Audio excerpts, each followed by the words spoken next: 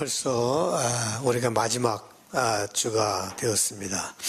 그동안 창세기 1장에서 11장까지 쭉 보면서 우리 원역사, 인류가 시작될 때 있었던 여러 가지 이슈들, 그 이슈들이 그 당시에만 있었던 이슈가 아니라 지금 우리가 살아가고 있는 이 세상에도, 우리의 삶에도 계속되는 이슈다라고 하는 것을 저희가 살펴보았고, 그것이 우리 인류의 시작에서 우리 속에 그냥 담겨져 있는 이슈다. 내 속에, 또 우리 공동체 속에, 이 세계 속에 그냥 있는 이슈다라고 하는 것을 여러분들이 조금은 감지했을 거예요. 창조서부터 아담과 하와의 이야기, 가인의 이야기, 홍수의 이야기, 이제 마지막으로 오늘 우리가 바벨탑의 이야기를 보겠는데요. 바벨탑의 이야기는 원역사 이야기 중에 마지막 이야기입니다. 이 이야기가 끝나고 바로 누구의 이야기가 나오는가 하면 아브라함의 이야기가 나옵니다. 그러니까 바벨탑의 이야기하고 아브라함의 이야기는 가장 가까이 연결되어 있다. 바벨탑의 이야기가 끝나면서 아브라함의 이야기가 나오니까 어떻게 보면 아브라함의 이야기는 바벨탑 이야기에서 일어났던 문제의 하나의 해결 책으로 하나님께서 아브라함을 보내셨고, 부르셨고, 택하셨고, 그를 통하여서 새로운 역사를 만들어 간다라고 하는 걸 볼 때, 어떻게 보면 아브라함의 이야기는 새 창조의 또 이야기가 아닌가. 이제까지 창조의 이야기에서 수많은 문제들이 일어났는데, 하나님께서 아브라함을 통해서 하시고자 하는 새 역사의 시작이 되는 것 아닌가 하는 것들을 우리가 감지는 할 수 있습니다. 우리는 벌써 아브라함에 대해서 공부를 했고요, 이전에. 그래서 지금 다 기억을 못 하시겠지만, 무슨 얘기했는지 기억을 못 하시겠지만, 그래도 아브라함의 이야기를 통해서 우리가 살펴보았고, 이것이 연결이 된다라고 하는 것을 여러분들이 보시고, 아브라함에게서 중요했던 것이 무엇인가? 또 지금 바벨탑에 없었던 것이 아브라함에게 있었던 것은 무엇인가? 바벨탑이 실패한 그것이 어떻게 아브라함에서 다시 새롭게 개정이 되고 개혁이 되고 새로 시작하는 첫 발걸음이 되었는가 하는 이런 것들, 수많은 이야기들이 있죠. 이런 것들을 여러분들이 다 감안하시고 우리가 읽어 나갔으면 좋겠어요. 그냥 써 있는 게 아니에요, 성경에는. 그냥 좋은 말이기 때문에 써 있는 게 아니에요. 거기는 물줄기가 있습니다. 성경에 흐르는 맥이 있단 말이죠. 그 맥을 잡아야 되고 그 흐름을 잡는 것이 성경을 아는 것보다 더 중요한 거예요. 성경에 많은 여기저기서 지식은 많은데 맥을 잡지 못한다면 그건 아무 소용이 없는, 힘이 없는 그런 생각이 돼버리고 말아요. 그러니까 성경에서는 이 맥을 잡는 것이 매우 중요하다라고 하는 것을 여러분들이 생각해 보시기 바랍니다. 그러면 오늘 바벨탑의 이야기에서 가장 야야야야 정무생 잠깐 읽어주시고 땡큐. 같이 교독하도록 하겠습니다. 온 땅의 언어가 하나여 말이 하나였더라. 이에 그들이 동방으로 옮기다가 시날 평지를 만나 거기 교류하며 서로 말하되 자 벽돌을 만들어 견고히 붙자 하고 이에 벽돌로 돌을 대신하며 역청으로 진흙을 대신하고 또 말하되 자 성읍과 탑을 건설하여 그 탑 꼭대기를 하늘에 닿게 하여 우리 이름을 내고 온 지면에 흩어짐을 면하자 하였더니 여호와께서 사람들이 건설하는 그 성읍과 탑을 보려고 내려오셨더라. 여호와께서 이르시되 이 무리가 한 족속이요 언어도 하나이므로 이같이 시작하였으니 이후로는 그 하고자 하는 일을 막을 수 없으리로다. 자, 우리가 내려가서 거기서 그들의 언어를 혼잡하게 하여 그들이 서로 알아듣지 못하게 하자 하시고 여호와께서 거기서 그들을 온 지면에 흩으셨으므로 그들이 그 도시를 건설하기를 그쳤더라. 같이 읽겠습니다. 그러므로 그 이름을 바벨이라 하니 이는 여호와께서 거기서 온 땅의 언어를 혼잡하게 하셨음이니라. 여호와께서 거기서 그들을 온 지면에 흩으셨더라. 예. 조금 전에 말씀드린 것처럼 우리 이제까지 교육이 말이에요. 특히 한국의 교육이 한 가지 좀 부족한 것이 있었다라고 하면은 성경은 많이 읽게 하는 거 참 좋았어요. 그 성경들을 많이 알아요. 성경의 내용들을 많이 하는 그건 참 좋았어요. 근데 맥을 잡지 못하고 있다. 그 중심 요지가 무엇인가 하는 맥을 잡지 못하는 그런 교육이, 왜냐면 그게 어렵거든요. 맥을 잡는다는 게 제일 어려워요. 성경을 읽는 건 뭐 쉽죠. 인포메이션 얻는 거 다 쉽죠. 그냥 인포메이션이니까. 그거는 알기 쉬운데 그게 무엇을 뜻하는가? 무엇이 돌아가고 있는가? 그 역학이 뭔가? 다이내믹스가 뭔가? 이런 것들에 대해서 굉장히 한국 교인들은 약간 좀 부족한 면이 있다라고 하는 것이죠. 그래서 여러분들이 이제까지 배워온 것이 전부 다 이 맥을 잡는 그런 이야기였는데 오늘도 마찬가지로 이 맥을 잡는 이야기를 우리가 해나가야 되고 이전 것들과 어떻게 연결이 되며 앞으로 올 것에 대한 것과 어떻게 연결이 되는가 하는 것을 우리가 보아야 합니다. 그러니까 예를 들어서 바벨탑 이야기를 하더라도 그냥 여러분들은 인간이 교만해서 탑을 높이 쌓고 그러다가 하나님께 처벌을 받아서 흩어져 버렸다. 요거 이상은 몰라요. 요거 이상 그냥 스토리로 있어요. 그럼 이게 무슨 뜻인가? 그 이상은 가지를 못해요. 그러니까 우리가 가려고 하는 건 그 이상으로 가자 이거죠. 그 내면에 담겨져 있는 이야기들이 무엇인가 하는 것을 살펴보고자 하는 것이죠.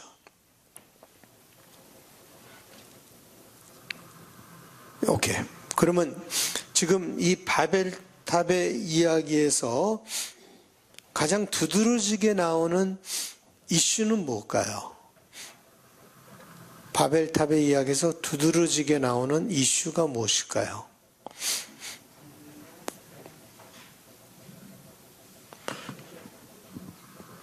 이 두드러지게 나오는 게 제가 노트에 적어 드렸죠?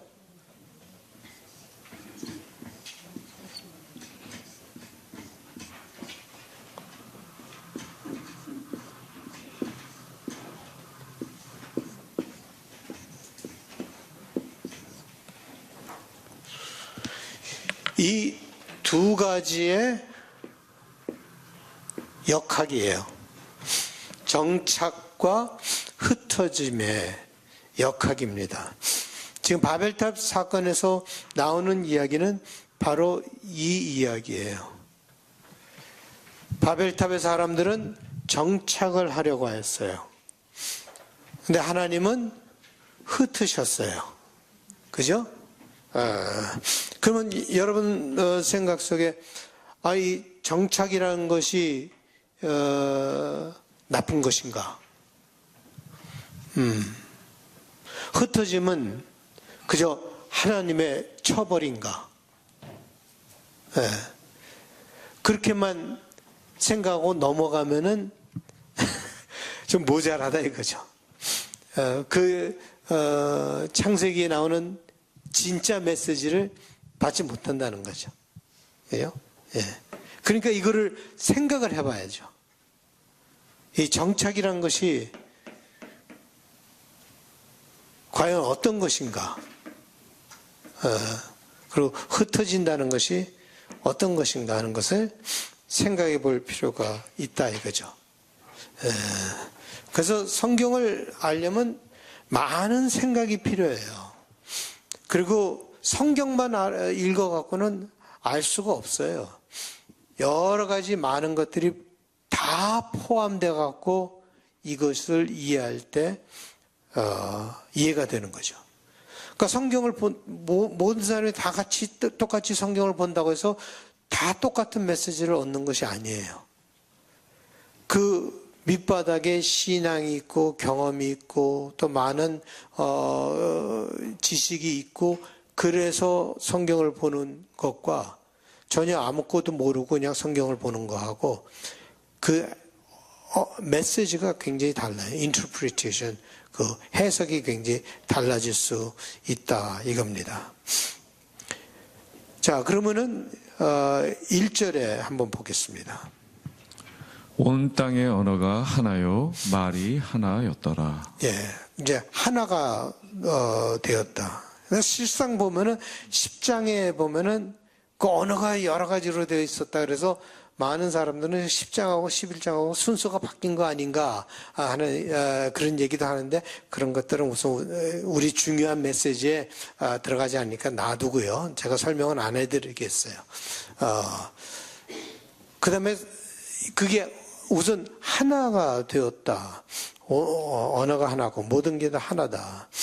그 다음에 4절에 보면은 그들은 또 말하였다. 자, 도시를 세우고 그 안에 탑을 쌓고서 탑 꼭대기가 하늘에 닿게 하여 우리의 이름을 날리고 온 땅 위에 흩어지지 않게 하자. 예, 여기 보면 어떤 노력을 보게 돼요? 그 사람들이?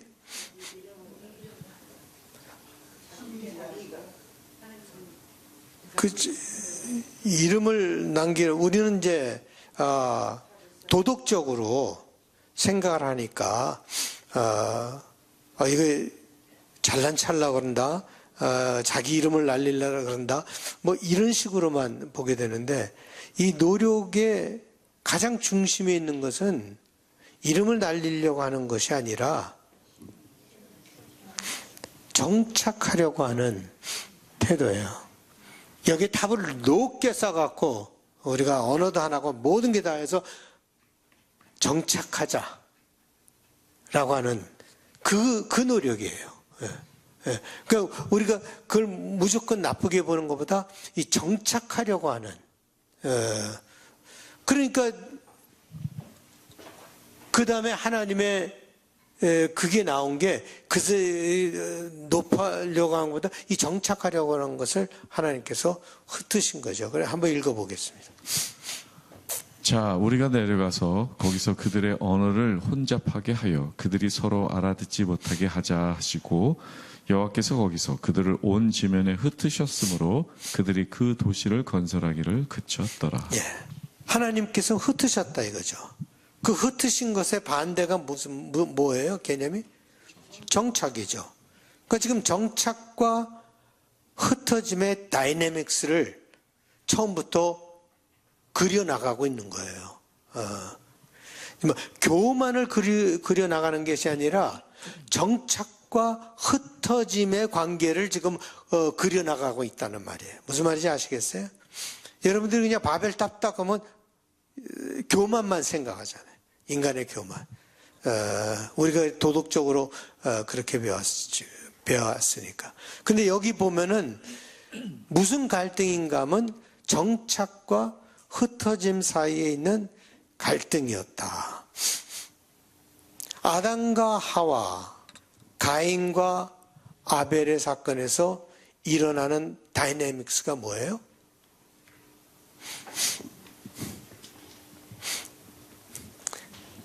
제가 그래서 물어보는 거예요. 이제 배우셨지만 이게 콱콱 들어오지 않을 거예요. 오래 걸릴 거예요. 예. 그 아담과 하와, 가인과 아벨의 사건에서 일어나는, 여기는 지금 우리가 바벨탑에서 이런 건 정착과 흩어짐의 갈등, 다이내믹스 보았지만, 아담과 하와, 그 다음에 가인과 아벨에서 일어난 그 다이내믹스는 뭐예요? 다이내믹스.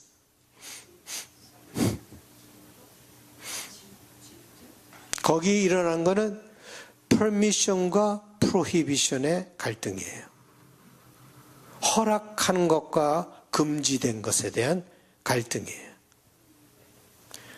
하나님께서 허락한 것이 수없이 많지만 삶이라고 하는 것이 항상 허락이 있는 거 아니에요. 거기엔 또 프로히비션이 있어요. 금지된 것이 있어요. 그 갈등 속에서 이들이 어찌할 바를 모르는 거예요. 그리고 그 다이내믹스를 어기게 된 거죠. 무너뜨리게 된 거죠. 그래, 오늘의 이야기는 정착과 흩어짐의 갈등 사이에서 고민하고 있는 인간의 모습을 봐야 되는 거예요. 우리가 바로 그래요. 우리가 그래요. 정착과 흩어짐의 사이에서 갈등하면서 살아가는 것이 우리의 삶이에요. 아담과 하와처럼 퍼미션과 프로히비션 사이에, 허락과 금지 사이에 갈등하면서 살아가는 것이 우리들이에요. 그 같은, 지금도 계속 그 다이내믹스는 돌아가고 있고 그 이야기는 돌아가고 있다 이거죠. 정착이 모두 좋은 것도 아니고 흩어짐이 모두 나쁜 것은 아닙니다. 무조건 여기서 우리는 한 가지 딱 하나님께서 흩으셨다. 그거는 하나님의 퍼니시먼트다. 하나님의 심판이다. 라고 생각하는데 그것보다는 좀 더 복잡해요. 그렇게 이렇게 해결할 수가 없어요. 오늘 본문만 봐갖고는. 성경 전체에 흐르는 걸 봐야지 본문만 봐갖고 그렇게 딱 단정을 내릴 수가 없다 이거예요. 흩어지는 거는 나쁜 것이고 하나님의 퍼니시먼트고 정착되는 것은 인간의 교만이고 뭐 이런 식으로 우리가 할 수가 없다 이거예요. 제가 그것을 풀어나가려고 하는 거예요, 여러분들하고. 무슨 말인지 아시겠어요? 예. 이민이라고 하는 것이 우리가 이민해 온 사람들이 아니에요. 그럼 우린 다 흩어진 사람들이에요. 한국에서 잘 정착하고 살다가 그래서 거기서 살 수 있었는데 그냥 흩어진 거예요. 물론 뭐 빚을 져서 도망온 사람들도 있겠고 잘못을 저질러서 도망간 사람들 계죠. 여기 계신 분들은 전부 다 좀 더 잘 살려고 정착보다 내가 정착한 그 정착보다 더 나은 삶이 있을 것이다 그래갖고 흩어진 거예요. 그죠? 그 흩어진 게 나쁜 것이 아니죠. necessarily. 그죠? 정착이 항상 좋은 것만은 아니고 그 정착이 뭔가 부족했기 때문에 우리가 흩어진 거예요. 물론 본문에서 나오는 예는 뭔가 하면은 하나님께서 그들을 흩어지게 한 것이 하나님의 퍼니시먼트였다. 처벌이었다. 그래서 우리가 보면 이 사람들이 정착하려고 하는 것에 무엇이 문제가 있었는가 하는 것을 생각하게 되는 거죠. 그 사람들이 정착하려고 하는. 그러면 이 오늘 본문에서 나타나 있지는 않지만 얘기는 하고 있지 않지만 이들이 정착하려고 하는 가장 커다란 이유가 뭔가 하면은 뭐겠어요? 그렇죠. 그걸 봐야 돼요. 두려움이에요. 이들이 정착하려고 하는 근본 목적이 두려움이었어요. 무엇에 대한 두려움이에요? 가장 여기서 또 본문에서 나오는 가장 두려운 그 이유가 뭐예요? 그렇죠. 흩어짐에 대한 두려움이에요. 흩어질까봐 두려워하는 거예요. 흩어질까봐 두려워하는 그 모습이 있죠. 자, 그걸 4절을 보면 그 나오죠. 그들은 또 말하였다. 자, 도시를 세우고 그 안에 탑을 쌓고서 탑 꼭대기가 하늘에 닿게 하여 우리의 이름을 날리고 온 땅 위에 흩어지지 않게 하자. 온 땅 위에 흩어지지 않게 하자라고 하는 그것이 이들이 정착하려고 하였던 그 두려움이 이들이 정착하려고 했던 이 요인이었다. 물론 민병희 장로님께서 금방 얘기하신 것처럼 홍수에 대한 두려움도 있어요. 요세푸스라고 역사학가가 있어요. 유대 역사학가가 있는데 그 요세푸스는 뭐라고 얘기를 하는가 하면은 이들이 탑을 높이 쌓은 것은 이 홍수에 대한 트라우마가 있었기 때문에 홍수가 오더라도 높이 탑이 있으면 살아남을 수 있지 않을까. 그래서 하늘에까지 닿게끔 그거를 만들지 않은 게 꼭 자기 교만을 나타내려고 하는 것보다도 어떻게 보면 생존에 대한 탑을 높이 쌓아서 홍수가 오더라도 살아남으려고 하는 그런 길을 살아남을 길을 만들었다. 그러니까 뭐 지금 그런 사람들도 있어요. 뉴클리어 웨폰이 뉴클리어 폭탄이 터지면은 살아남기 위해서 지금 지하 벙커를 다 만들어 놓고 거기다 음식을 가득 채우고 몇십 년을 살 수 있게끔 그렇게 해갖고 살아가는 사람들도 있어요. 그러니까 재난이 임해도 자기는 살아가려고 하는 거죠. 그러니까 홍수가 다시 임한다 하더라도 그들이 살아남을 길을 만들어 놓은 게 높은 탑을 만들어 놓은 거예요.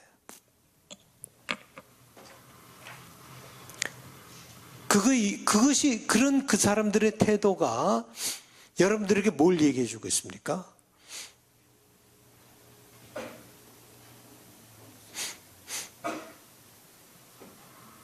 그런 그 사람들의 태도가 여러분들에게 뭘 얘기해 주고 있습니까? 홍수가 임한다 하더라도 높이 쌓아서 살아남아야 되고 지면에 흩어지지 않고 우리가 살아남아야 되고 그 두려움 속에서 지금 다 이렇게 살아가고 있는데 그것이 뭘 얘기해 주고 있어요? 그렇죠. 거기서 우리가 볼 수 있는 게 하나님과의 관계가 끊어졌구나, 깨졌구나, 그거를 볼 수 있는 거죠. 하나님은 보호하시고 인도하시고 이렇게 해주시는 분인데 그 하나님과의 관계가 깨져버렸구나. 여기에 보면 이 정착이라고 하는 그 자체가 나쁜 것이 아니라 그 정착하려고 하는 그들의 모습 속에서 우리가 보게 되는 것은 하나님과의 관계가 깨져버렸구나 라고 하는 것을 보게 되죠. 하나님을 두려워하기 시작하는 거예요. 자기들을 흩을까봐, 또 홍수를 보낼까봐 하나님을 무서워하는 거죠. 하나님을 경외한다는 건요, 하나님을 무서워한다는 게 아니에요. 그죠? 하나님을 경외한다는 건 정말 사랑해서 그분이 너무너무 나를 사랑하기 때문에 그 앞에 감히 설 수도 없는 그런 존재로서 두려워한다는 거죠. 그죠? 무서워서 공포가 아니에요. 하나님. 근데 여기 보면 하나님에 대한 공포가 있었다. 이 홍수로 지구를 멸망시킨 그 하나님이 언제 우리를 다시 때릴지 모른다. 라고 하는 그런 하나님에 대한 공포가 있었다. 라고 하는 것을 보게 되죠. 그러니까 하나님에 대한 뭐가 바뀌었어요? 이미지가 바뀌어버린 거예요. 하나님에 대한 이미지가 바뀌어버린 거예요. 그것을 한 첫 인물이 누구예요? 하나님의 이미지를 바꿔놓은 그 첫 인물이 누구예요? 아니, 하나님의 이미지를 좋은 하나님에서, 지금 질문을 잘못 이해하셨는데, 좋은 하나님에서 이런 폭군과 같은 그런 무서운 하나님으로 이미지를 지금 이미지를 갖고 있잖아요. 그죠? 바벨탑 사람들이. 그 이미지를 그렇게 나쁘게 이미지를 바꿔놓은 첫 인물이 누구예요? 뱀이죠, 뱀. 뱀이. 예? 인물이 아니라 동물이라 하면 너무 쉬워서 그것이 뱀이에요, 뱀. 그죠?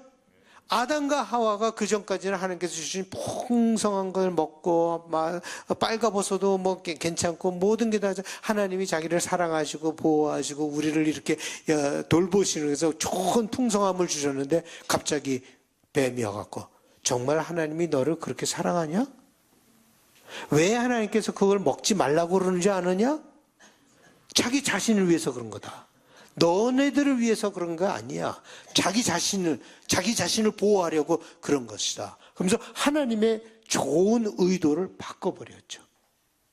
좋은 의도를 바꿔버렸어요. 그래서 이 하나님의 이미지가 바뀌어져 버렸는데 지금 계속되고 있는 거예요. 근데 이제 집사님이 얘기하신 것처럼 그 이미지를 다시 바꾼 사람이 누군가? 아브라함이에요. 아브라함이 무엇으로 그 이미지를 바꿨는가 하면 하나님께서 아브라함을 택해서 처음 하시는 말이 뭐예요? 내가 너에게 복을 주리니 너로 인하여 모든 민족이 복을 받을 것이다. 그랬을 때 아브라함이 그때 그걸 갖다가 의심할 수 있잖아요. 이것도 하나님 무슨 또 의도가 있으신가? 또 이게 그 저희의 어떤 잘못된 동기가 있는 거 아닌가? 그렇지 않고 아브라함은 뭘 했어요? 믿었죠. 믿고 순종했죠. 여러분들에게는 하나님이 어떤 하나님이십니까? 좋으신 하나님이십니까? 풍성하게 베푸신 하나님이십니까? 아니면 이 하나님이 또 뭘 나에게 하려고 그러나 이런 생각을 갖고 사십니까? 그죠? 믿음이 있어야 돼요. 믿음, 하나님. 아무리 삶이 어려워도 하나님께 감사하는 삶은 그 믿음의 삶이에요.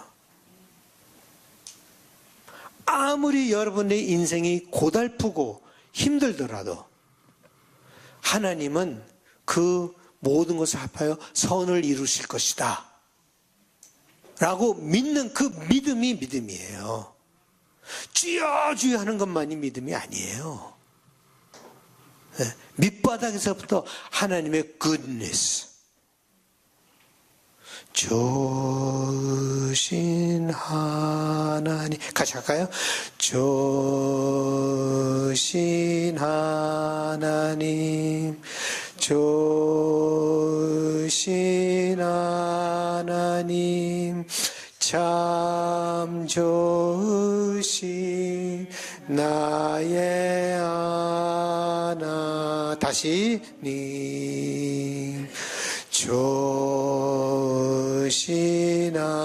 하나님, 좋으신 하나님, 참 좋으신 나의 하나님. 바로 이거예요. 그 좋으신 하나님. 바울 사도는 철저하게 믿었어요. 자기가 그냥 배 파선에도 가고 굶주려도 돌에 맞아도 결국 그 모든 핍박을 받아도 좋으신 하나님이라고 하는 것을 붙잡았어요. 예수님이 십자가에 달려 돌아가시면서도 좋으신 하나님이라는 것을 붙잡았어요. 여러분 삶 속에 꼭 이 좋으신 하나님을 붙잡고 사시는 여러분들 되시기 바랍니다. 그것이 믿음의 생활이에요. 그것이 믿음의 생활. 근데 지금 바벨탑에서는 그것이 깨져버린 거예요. 그 사람들이 하나님을 의심하기 시작해요. 언제 또 홍수를 내릴 수 있을까? 분명히 하나님께서 이제 홍수를 내리지 않겠다고 하셨는데 믿지 못한 거예요. 그것을 믿지 못하는 거예요. 하나님의 약속을 믿지 못하는 거예요. 여러분들 하나님의 약속을 믿습니까? 예, 믿어야죠. 하나님의 약속을 철저하게 믿어야 되는 거예요. 그죠? 그러니까 하나님의 약속을 이 사람들은 믿지를 못한 것이죠. 그래서 하나님은 자기를 보호하여 주시는 하나님이 아니라 자기들을 언제든지 쫓아낼 수 있는, 가인도 쫓아냈고 아담과 하와도 쫓아냈는 거예요. 언제든지 쫓아낼 수 있는 하나님이시니까 우리가 우리 자신을 보호해야 된다. 우리가 우리 자신을 지켜야 된다. If I don't help myself, nobody will help me, not even God. 하나님마저도 나를 도와주지 않을 거다. 내가 내 자신을 돌봐야 한다. 여러분들 가운데 그렇게 살아가시는 분들이 있습니까? 그건 벌써 하나님과의 관계가 깨진 거예요. 뭐 열심히 교회 나가고 뭐 쥐어쥐어 부르짖고 뭐 다 하더라도 내가 내 자신을 처리해야 된다. 내가 내 앞길을 처리해야 된다. 이런 생각을 갖고 살아가는 사람들은 벌써 하나님과의 관계가 깨진 거예요. 그냥 무서워서 겉으로만 종교적인 생활을 할 뿐이죠.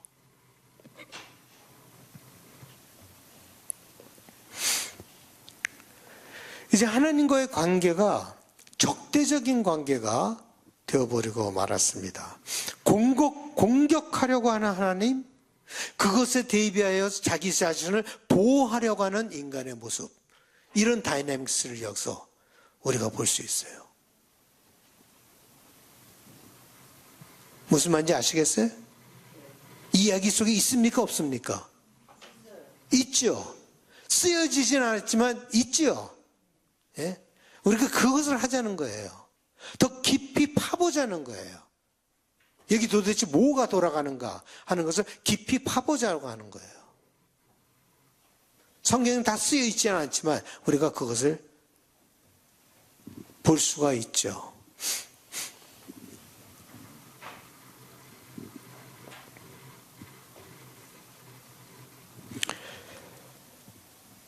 이렇게 사는 사람들이 참 많은데요. 하나님을 믿지 못하고 자기 스스로 자기 인생을 꾸려나가려고 하는 사람들이 참 많습니다. 자기가 제일 똑똑하고 제일 잘 알고 자기 힘으로 인생을 헤쳐나가려고 하는 사람들이 참 많습니다. 비신앙적인 생각이에요. 그것은 하나님과의 관계가 벌써 깨져버렸다는 증거입니다. 슬픈 현실이죠. 하나님을 믿지 못하는 슬픈 현실입니다. 그래서 아까 얘기한 것처럼 이런 이미지를 바꾼 처음 사람이 바로 아브라함이었어요. 바보처럼 믿었어요. 아브라함은 바보처럼 믿었어요. 우리가 바보가 돼야 돼요. 그죠? 바보가 돼야 돼요. 그게 어떻게 보면 성경적인 거예요. 바오서다가 뭐라 그랬어요? 나는 어리석은 자가 되었다. 난 바보가 되었다. 왜냐하면 God's wisdom is wiser than human wisdom. 그러니까 내 foolishness가 오히려 인간의 지혜보다는 더 지혜롭기 때문에 하나님을 바보처럼 믿는 그 믿음, 그것이 우리에게 있어야 될 줄로 생각합니다. 찬양 하나 같이 하시겠습니다. 참 맞는 것 같아요. 세월 지나갈수록 남는 것은 믿음 하나밖에 없구나 라는 것을 깨닫게 됩니다. 아무것도 소용이 없고 이 믿음 하나로 우리가 살아가는 것이구나. 어떤 환경 속에서도 이겨나갈 수 있는 건 내 지혜가 아니라 바로 이 믿음으로 이겨나갈 수가 있다라고 하는 것을 우리가 깨닫게 됩니다. 자, 잠깐 휴식하시고 우리가 정착과 흩어짐에 대해서 좀 생각했는데 이제 second half는 제가 좀 더 구체적으로 이 정착과 흩어짐의 다이내믹스를 여러분들과 같이 나누려고 합니다. 이 정착과 흩어짐의 그 다이내믹스를 더 깊이 파고 들어가고 싶습니다.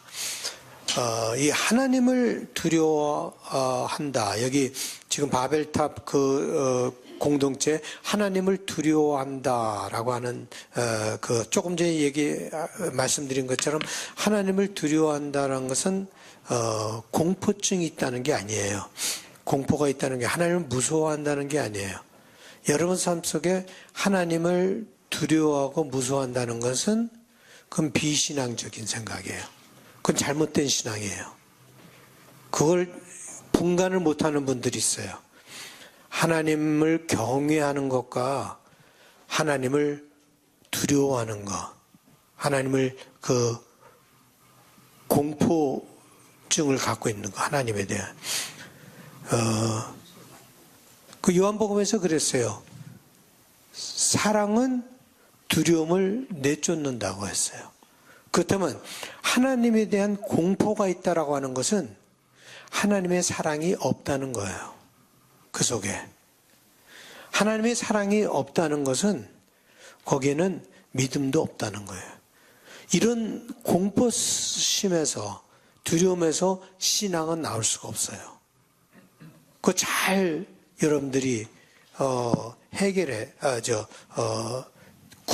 구분을 할 줄 알아야 합니다. 여러분 삶 속에.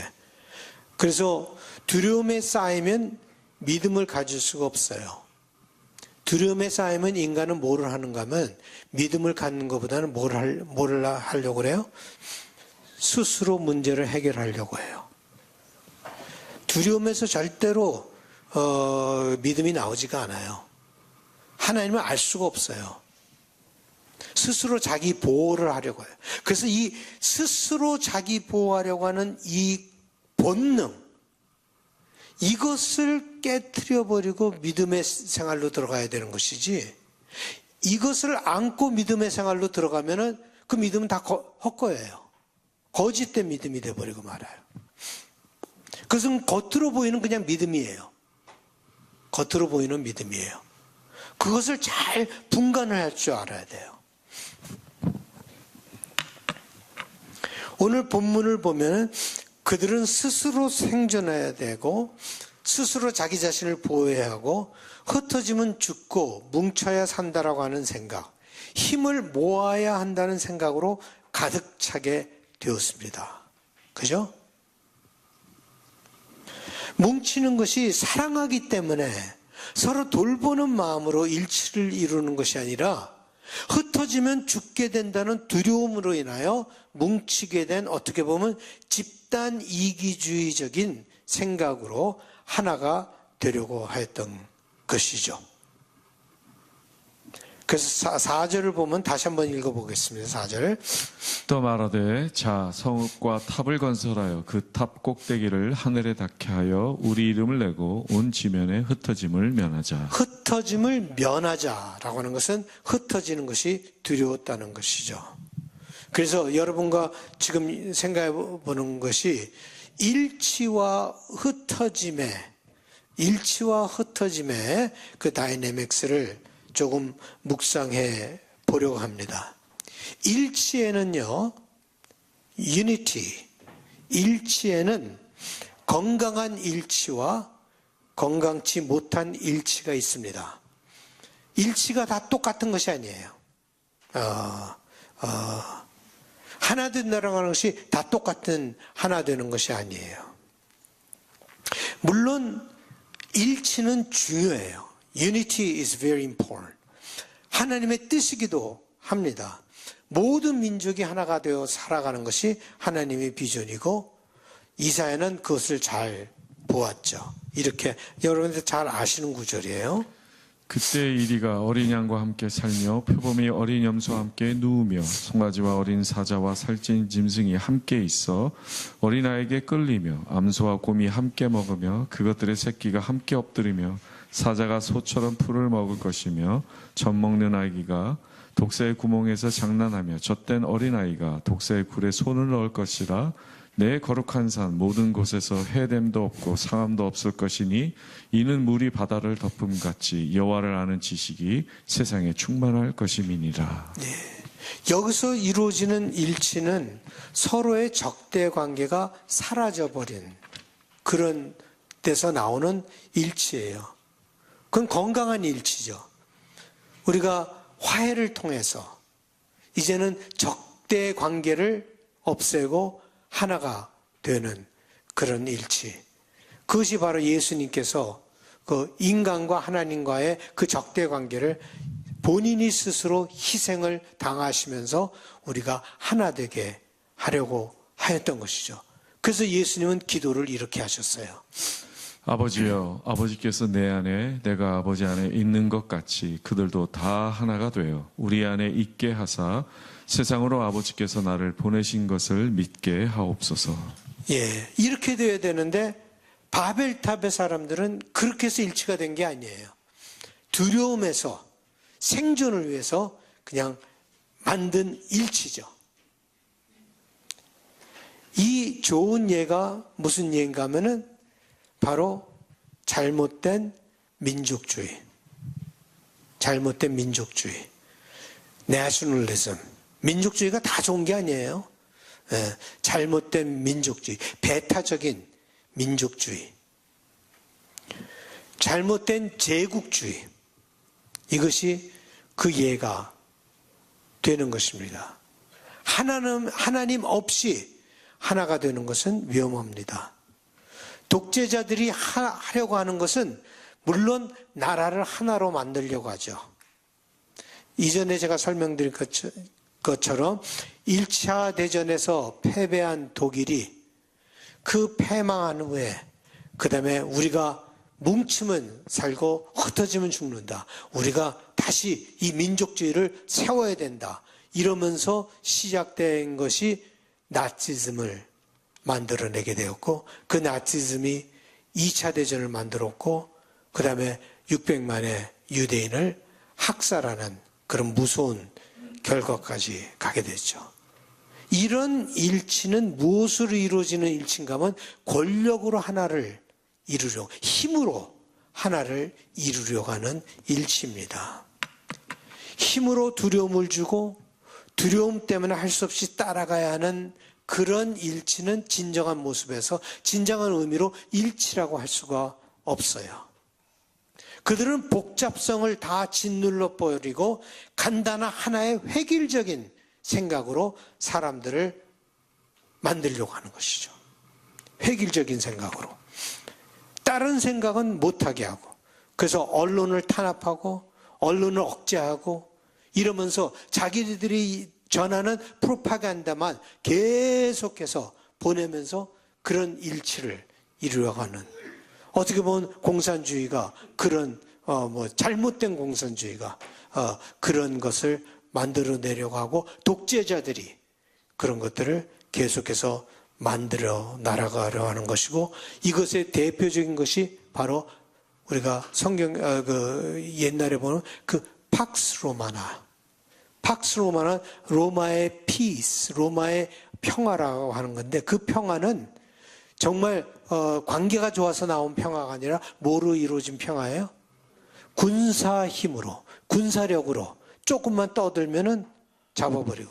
그 로마 사람들이 왜 길을 많이 만들었는지 아세요? 모든 길은 로마로 향한다라고 했는데 왜 길을 많이 만든지 아세요? 폭동을 진압하기 위해서. 왜냐면 그 넓은 영토를 다 갖고 있었기 때문에 그 어디서 폭동이 일어나면은 어떻게 할지를 모르는 거예요. 그 길을 다 만들어서 폭동이 일어나면 바로 가서 폭동을 진압하게 하기 위해서 그 길을 만든 거예요. 그러니까 그들이 만드는 일치는 그런 일치예요. 그런 면에서 예수님이 돌아가신 것은 그런 팍스 로마나에 반대되는 생각을 갖고 반대되는 행동을 했기 때문에 돌아가신 거죠. 이 사람을 조용하게 하고 없애서 예수님의 메시지보다도 예수님이 주는 메시지가 준 영향력, 그런 것들이 로마에게는 위협이 되기 때문에, 그래서 유대인들과 같이 해서 로마 사람, 예수를 처형하게 된 것이죠. 그들은 모든 것이 efficient하고 컨트롤 될 수 있어야 된다. 그래서 지금 팍스로마나나 이북이나 무슨 독재자들 아니라도 이 자본주의 생활 속에서도 그것이 돌아가고 있어요. 모든 것을 획일적으로 만들 때, 물건을 만들 때 획일적으로 다 만들어요. 모든 것이 efficient 하려면은 하나로 획일성, uniformity가 가장 중요한 거예요. 유니티보다는, 다양성보다는 유니포미티. 그래서 그 겉으로는 일치가 이루어진 것 같지만 사람들은 자기의 개성을 잃게 되고 자기의 생각을 억눌러야 하는 그런 억압 속에서 살아가게 되는 것이죠. 하나님께서 주신 언어는요, 그런 언어가 아니에요. 제가 말씀드렸죠. 인간에게 언어를 주신 것은 선물이었다. 서로 대화를 할 수 있고, 그 다음에 하나님을 경배할 수 있고, 찬양할 수 있고, 하나님과 대화할 수 있는 그런 면에서 하나님께서 우리에게 언어를 주셨는데, 인간은 그 언어를 자기 이익을 위해서 사용하고 남을 짓누르는 하나의 폭력의 도구로 사용하고 있었다. 그래서 언어가 다 그들이 한 언어로 되어 있지만 그 언어가 하나님을 대적하는 언어가 되어버렸어요. 바벨탑에서 언어가 하나 되었다는 것은 하나님을 대적하는 그런 언어로 사용하게 되었다. 그래서 모든 것을 획일적으로, 모든 것을 자기 컨트롤하고 매니플레이트하고 할 수 있게끔 만들었다라고 하는 것이죠. 그래서 바벨탑에서 이루어지는 그 일치는 바람직한 일치, 건강한 일치가 아니에요. 두려움에서 나오는 일치였다. 그것을 우리가 한번 보면요, 11장 한 3절 한번 읽어주시겠습니까? 그들은 서로 말하였다. 자, 벽돌을 빚어서 단단히 구워내자. 사람들은 돌 대신에 벽돌을 쓰고 흙 대신에 역청을 썼다. 예, 여기서 뭘 보십니까? 여기서 뭘 보십니까? 그냥 그렇게 만들었구나. 그런 재료를 써서 바벨탑을 만들었구나. 그냥 이렇게 하고 지나가 버리는 게 수많은 사람들이 그렇게 지나갈 거예요. 그냥 여기서 보는 것이 무엇입니까?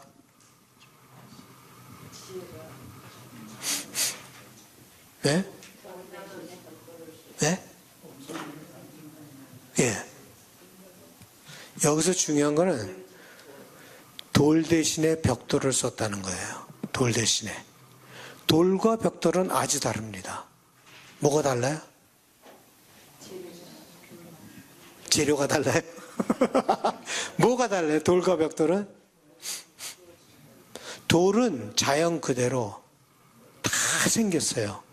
쉐입도 다 다르고 모든 거 다 개성이 다 있어요. 벽돌은 뭐예요? 인간이 찍어내는 거예요.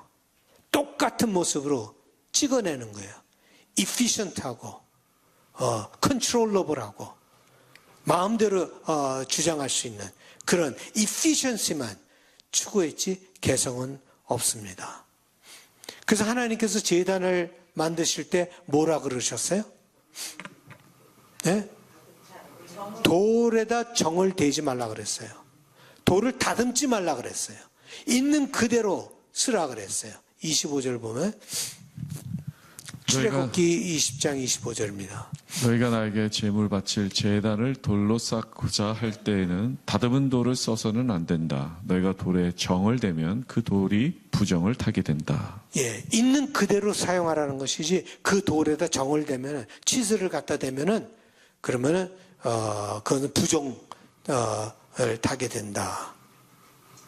인간이 주장하고 편하고 마음대로 매니플레이트 할 수 있는 것이 아니라 자연 있는 그대로의 모습, 그대로 개성을 살리는 그 돌 자체로 성전을 지으라고, 제단을 지으라고 하셨습니다.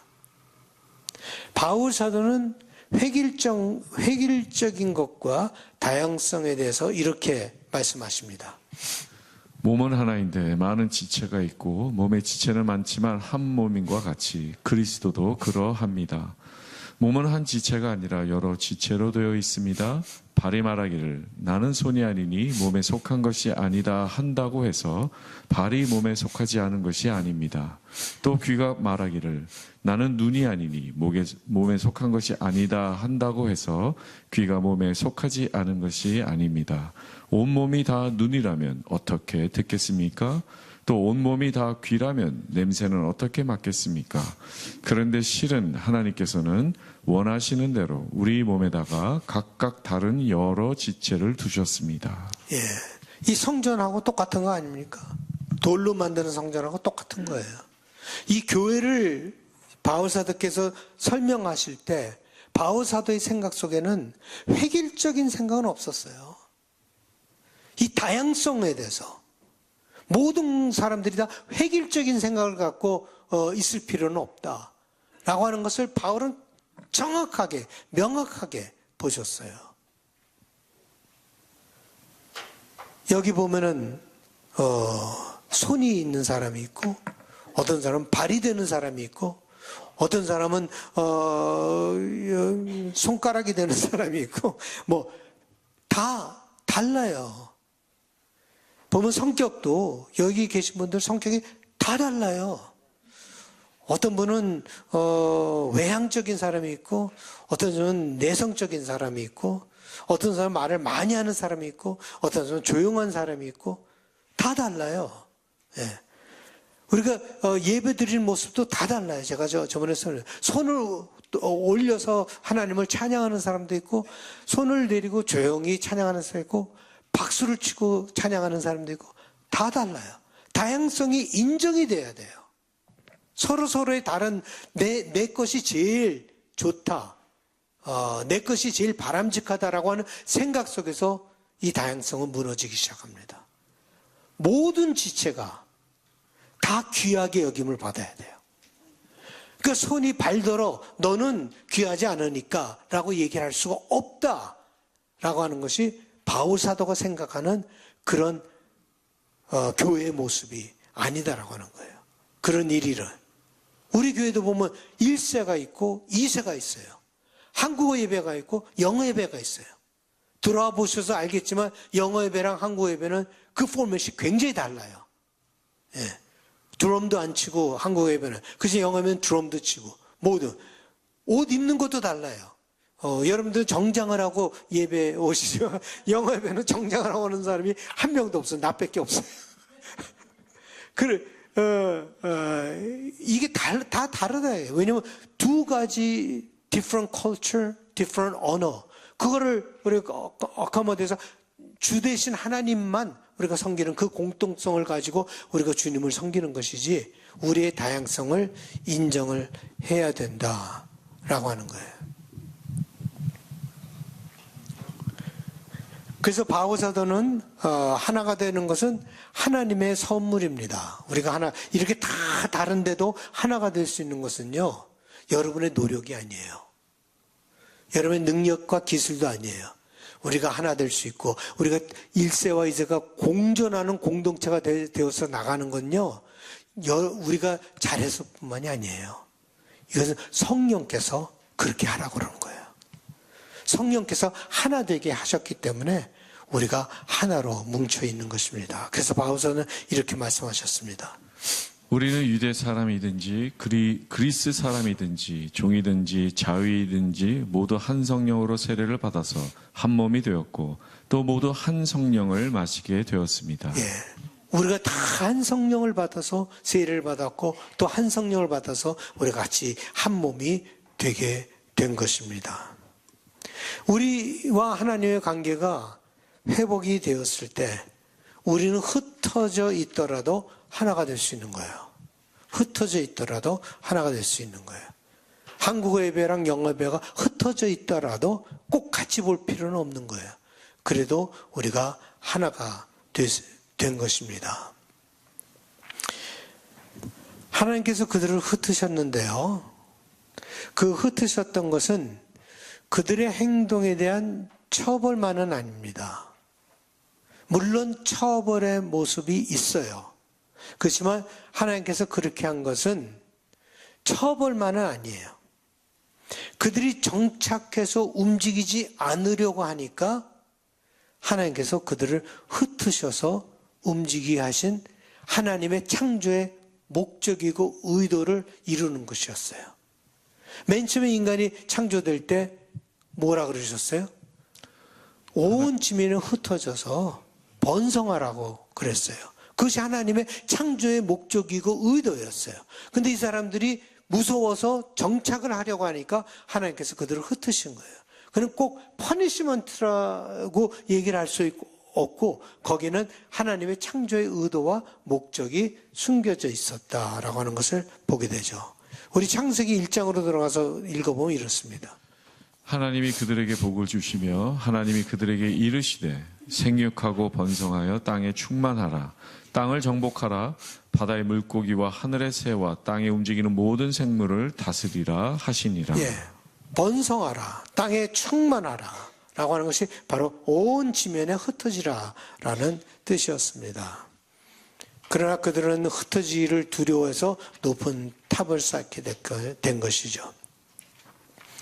바벨탑 사건에서 하나님께서 언어를 혼잡하게 하신 것은 그 언어가 잘못 사용되고 있었기 때문에 그렇게 한 것이 아닙니다. 아니, 그렇게 한 것입니다. 잘못 사용되고 있기 때문에 그렇게 한 것이에요. 왜냐하면 언어를 가지고 정말 하나님을 대적하고 그렇기 때문에 하나님께서는 그 언어를 흩으신 것이죠. 근데 이 언어의 혼잡이 반전이 되는 게 어디예요? 이 언어의 혼잡이 반전되는 게 바로 오순절. 성령이 임하실 때 반전이 된 거예요. 거기서 언어의 일치가 일어납니다. 혼잡된 언어가 다시 하나가 되죠. 어떻게 보면 언어가 하나 된 것이 아니라 듣는 것이 하나가 됐어요.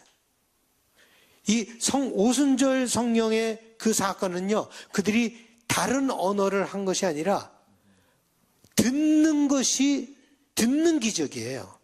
말하는 기적이 아니라 듣는 기적이었어요. 그들이 한 언어로 듣게 된 것이죠. 읽어보겠습니다.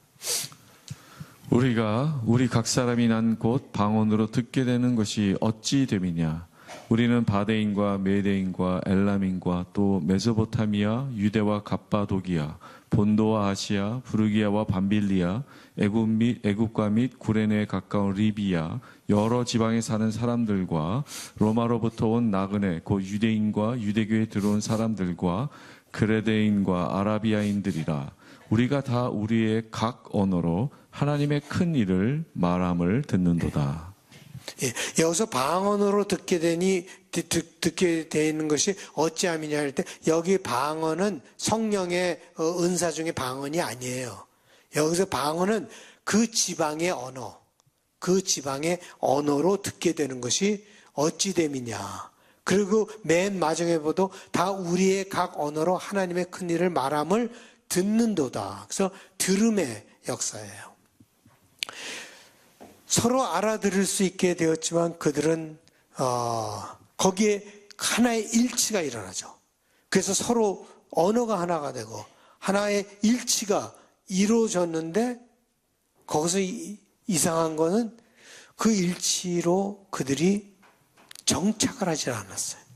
하나님께서 정착하게 내버려 두시지 않았어요. 바벨탑을 세우지 않았습니다. 성령으로 말미암아 그들이 일치됨을 경험하였는데 또 성령으로 말미암아 그들은 흩어지는, 예, 그게 핍박이라고 하는 도구를 사용해서 하나님께서 그들을 흩으셨습니다. 스데반의 선교 이후로 핍박이 시작되면서 헬라파 유대인들이 온 지역으로 흩어지게 됐어요. 유대파 크리스천들은 거기 남았었어요. 그 예루살렘에 남았었어요. 그러나 헬라파 유대인, 그건 제가 이 사도행전 할 때 다 설명을 했는데, 그거를 알아야 돼요. 처음 할 때 헬라파 유대인하고 히브리파 유대인이 달라요.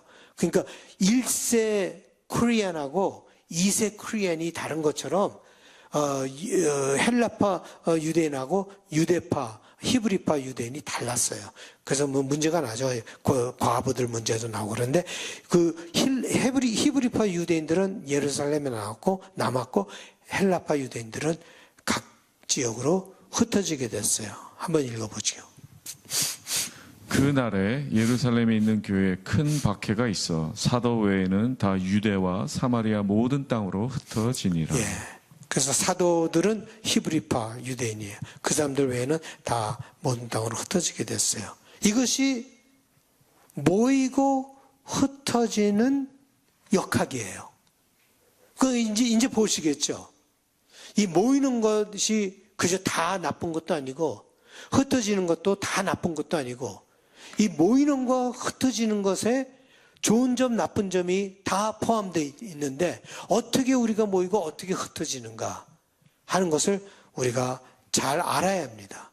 정착과 여정, 흩어지는 것을 우리 여정으로 보면 그것이 긍정적인 의미죠. 정착과 여정, 이 둘의 역학이 바로 하나님께서 역사하시는 모습입니다. 이것은 꼭 피지컬한 것을 말하는 것이 아닙니다. 마음의 자세라고 할 수 있죠. 부자가 창고에 먹을 것을 그닥 채우고 내 영혼아 오늘 즐기자. 그게 뭐예요? 정착이에요. 그러나 하나님께서 내 영혼을 앗아가리라는 게 그것이 흩어지는 거예요. 우리가 이 정착과 흩어짐, 우리 삶 속에서 내가 정착할 땐가 흩어질 땐가 하는 것을 잘 분별할 줄 알아야 합니다. 인간이 만든 일치, 연합은요, 이기적이고 배타적이고 강압적인 유니포미티를 요구합니다. 그런 일치가 깨어져야지 하나님께서 주시는 일치를 경험하게 되고 그것이 하나님의 선물이라는 것을 깨닫게 됩니다. 그래서 우리 마음속에 여러분들이 신앙의 훈련을 한다고 하는 것은 나와 다른 사람들을 이해하고 받아들이고 할 수 있는 그 능력을 키우는 거예요. 우리가 점점 더 커져야 되는 거예요. 작은 신앙의 모습을 가지고 자꾸 다른 사람을 판단하고 정죄하고 이렇게 되면 이 일치가 제대로 이루어지지가 않게 돼요. 그럼 다 나처럼 되라는 거죠. 나처럼. 우리가 어떻게 나처럼 됩니까? 그렇게 될 수가 없는 것이죠. 오직 하나님 안에서 우리는 하나가 될 수 있는 것입니다. 우리 찬양 하나 하시겠습니다. 우리가 만드는 정착은 온전한 정착이 아닙니다. 불안한 정착일 뿐입니다. 이 땅에 우리가 살고 있지만 우린 여기서 영원히 정착할 수 없습니다. 반드시 흩어져야 되는 운명을 갖고 있습니다. 떠나야 되는 운명을 갖고 있습니다.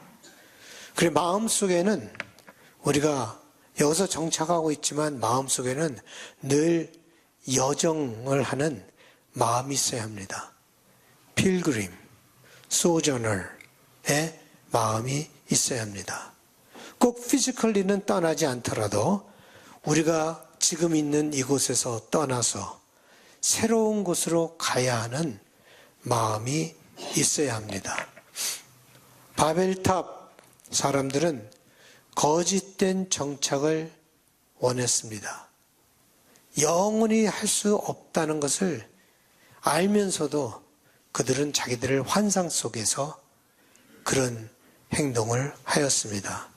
벽돌을 개발하고 그것을 견고하게 탑을 높이 쌓고 홍수에도 휩쓸려 가지 않고 이 지면에서 흩어지지 않으며 영원히 자기들이 만든 인생을 살아간다고 생각했고 그것을 위해서 애를 썼습니다.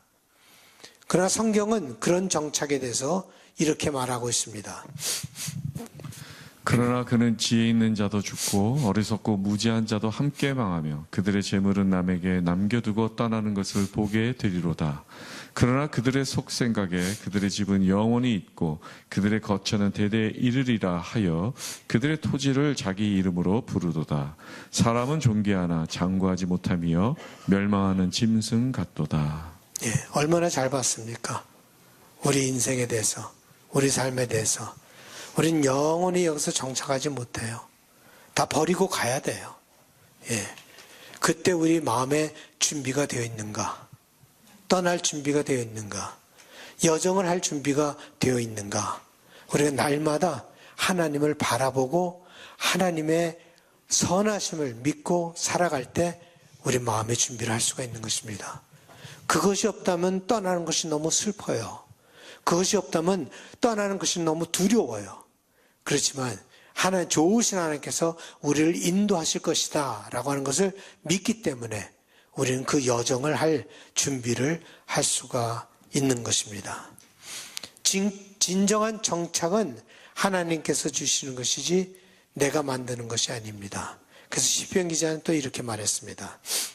여호와께서 집을 세우지 아니하시면 세우는 자의 수고가 헛되며 여호와께서 성을 지키지 아니하시면 파수꾼의 깨어 있음이 헛되도다. 너희가 일찍이 일어나고 늦게 누우며 수고의 떡을 먹음이 헛되도다. 그러므로 여호와께서 그의 사랑하시는 자에게는 잠을 주시는도다. 예, 이런 백그라운드 속에서 누구의 이야기가 나오는가 하면 바로 아브라함의 이야기가 나와요. 그래서 아브라함의 이야기의 시작은요, 떠나는 것으로 시작을 해요. 여정으로 시작해요. 어떻게 보면 믿음은 떠나는 거예요. 믿음은 여정이에요. 그래서 창세기 12장 1절을 보면 이렇게 나와 있죠. 여호와께서 아브라함에게 이르시되 너는 너의 고향과 친척과 아버지의 집을 떠나 내가 네게 보여줄 땅으로 가라. 우르에서 잘 정착해서 살 수 있는 아브라함을 부르셨어요. 그런데 약속된 그 땅으로 보내는데 유혹 때문에 하란에서 정착을 해요. 또 정착하고 싶어서 거기 남아있는데 하나님께서 또 부르셔서 하란에 멈추지 않고 약속된 땅으로 가고, 그 다음에 거기 또 기근이 있어서 또 애굽으로 갔다가 오는 계속적인 여정을 하게 됩니다. 고도로 발달한 문명 사회를 버리고 자기가 알지 못하는 그런 곳으로 여정을 떠나야만 했습니다. 이제는 자기 스스로 만드는 인생이 아니라 하나님께서 인도하시고 하나님께서 돌봐주시고 하나님께서 모든 것을 공급해 주실 것이라는 그런 인생을 이제 아브라함은 살게 된 것입니다. 늘 여정을 하는 마음으로 살아가는 여러분들이 되시기 바랍니다. 하나님께서 여러분과 늘 동행하실 것입니다. 우리가 오늘이 이제 마지막 성경 공부인데 이것으로 끝나는 것이 아니에요. 여러분의 여정은 또 여기서 시작되는 거예요. 그래서 아름다운 신앙의 여정을 해나가시는 여러분들 되시기 바랍니다. 이것으로 강의를 마치도록 하겠습니다.